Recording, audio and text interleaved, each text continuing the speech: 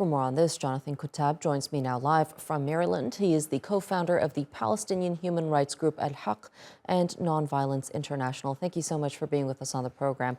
I mean, the testimonies we're hearing from these children that have been released are absolutely unbelievable. But before we get into how they were treated within those prisons, let's look at why they were detained in the first place. At least half of the Palestinian prisoners who have been released so far haven't been charged yet. So walk us through how Israel justifies these arrests and how they're able to extend their detention indefinitely despite the absence of charges.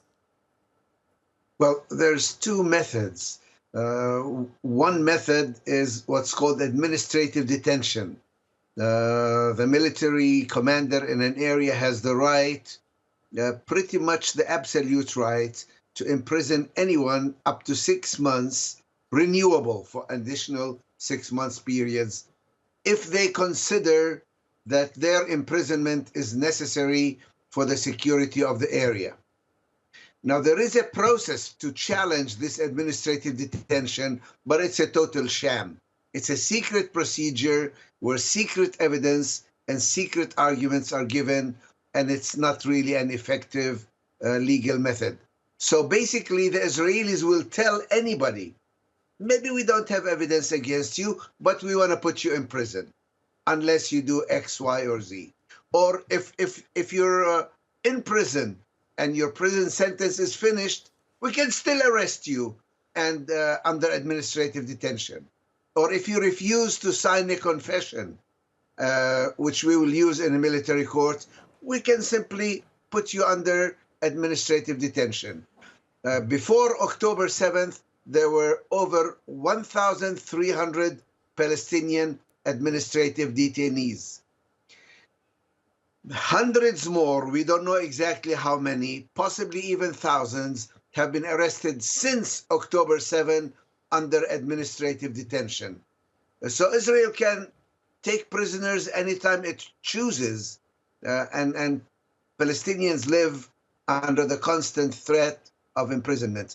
In fact, they call it kidnapping because somebody is being taken and there is no legal process to challenge it. Well, as you rightly mentioned, this hasn't been an issue Palestinians have been dealing with since October 7. It's been decades and decades that they've been dealing with this problem. Many of them aren't not only charged, but they face unacceptable conditions in these prisons, deprived of their basic human rights. Talk to us a bit about that.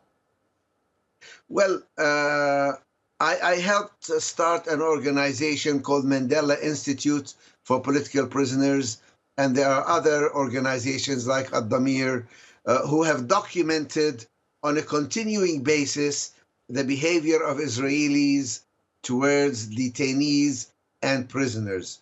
Israel makes a distinction between those who have already been sentenced and those who are just under administrative detention, or those who are simply held pending a decision by the authorities.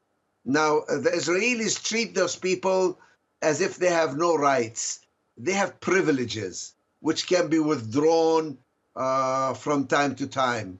You know, whether it's family visits, whether it's access to exercise, food, television, radio, etc. Palestinians have been waging over the years continuing nonviolent protests like hunger strikes to get some of these so-called privileges. I remember one group of Palestinians telling me that the right to have newspaper cost us 7 tons of human flesh. Wow. What they mean by that is 100 prisoners lost 7 kilos each, or 1,000 prisoners in order to achieve that particular right, which can also be taken away. And Jonathan, looking at the wider picture here, there are efforts underway by dozens of organizations to hold Israel accountable for the war crimes being committed in Gaza today. How do you see that long, hard process unfolding? Has the ICC been too slow in taking concrete action towards what many credible experts are calling a genocide? Well, the ICC definitely has failed in its job and in its duty. This started even before the current prosecutor And the current prosecutor has made it clear that he is not in a hurry. He does not give any priority to cases unless they are referred by the Security Council. There are only 2 cases that have been referred by the Security Council. And yet he became very eager and very active in the case of the Ukraine, and even issued an arrest warrant against President Putin. So many people look at the ICC and they see a body which fails in its duty of neutrality and objectivity. Indeed, Jonathan Kuttab, thank you so much for being with us here on TRT World and sharing that analysis with us. We appreciate it.